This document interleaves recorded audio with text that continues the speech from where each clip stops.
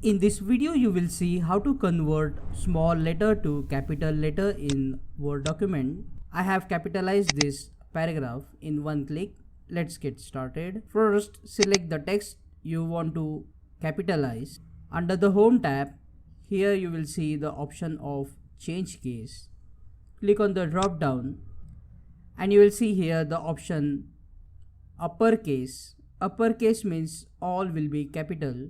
If you click on it, all the words will be converted to capital words.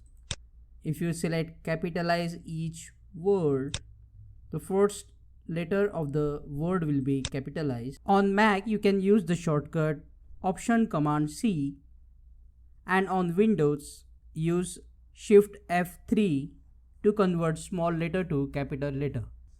Click on that like button to tell YouTube this video is useful. And don't forget to subscribe if you want to learn more tips and tricks quickly like this.